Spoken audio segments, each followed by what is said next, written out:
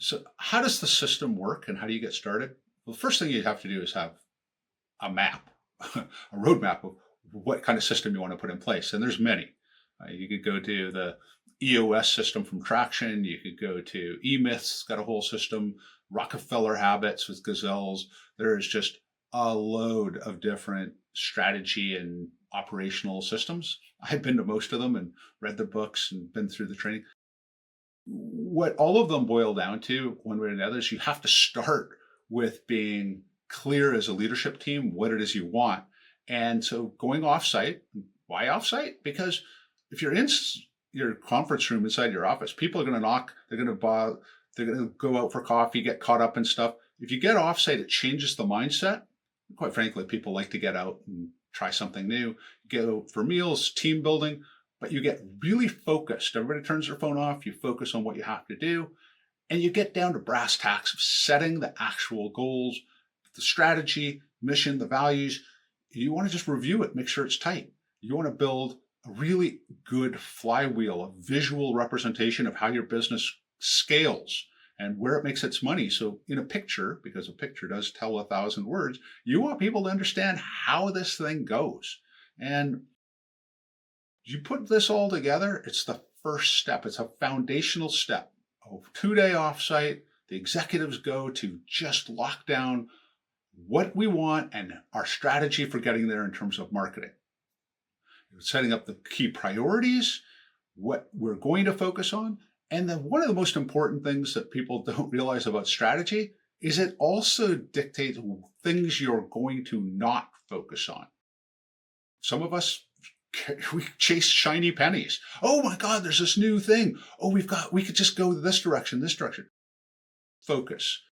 You think about wanting to light a piece of paper on fire with a magnifying glass.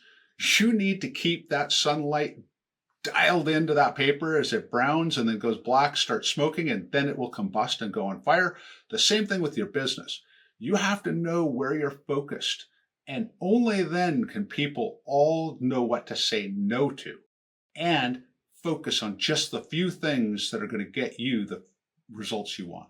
So what are the key financial and operational related matters that owners of a business should focus on when they're setting up this type of a system? A couple things. First of all, your operations and your financial departments are there to serve the sales and service part of the organization. Like the internal clients of your operations department and your service department are the people who are selling the product and dealing with the clients.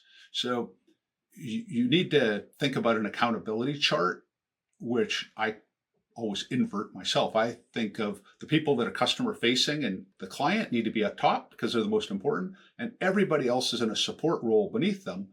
So that's my way. You can do it any way you want, but operationally, you need to get everybody dialed into what are the goals, and financially, you need to stop thinking of finance as your gap accounting, which is a month and ago, like 2 weeks after the end of the month, you see what happened the month before. You're seeing just some of it and it's in the rear view mirror. How do you drive? How do you drive looking in the rear view mirror? It's not the right way. So from a financial perspective, you want to challenge your finance department to think forward and create key performance indicators, KPIs that they're reporting on, and thinking about cash flow forward predictively so that you start seeing things and knowing what's going to go on. So that's the most important part of the operational and financial input into this, is just making sure that they're completely understanding their accountability and who their customers are, and that they have the right systems to make your company go fast. One of the things we want to focus on the executive team on their both annual and quarterly get-togethers is how to say no to things that are just shiny objects. It is really essential that you, as a business owner and as a business and a brand, know what you are and what you are not. And that if you stray too far from what makes you great and what your highest discernible critical advantage is, if you don't know how to play to that and ignore things that are too high risk, it's fool's errand. What happens to, and I'm so guilty of this. I've done it so many times. I love creating and I love the shiny object and I want to go chase it. And I'm so optimistic and believe, oh, we could do it. And the fact is that the organization can really do a couple of things extraordinarily well. And you want to focus on those things and not get off track because it's so disheartening to people. If you tell them that this new shiny object's important to you, they want to please you as an owner. They start going doing it. But if they don't have the right tools, resources, including time, but other things and skills, if it's brand new, the high chance of failure is really going to manifest itself.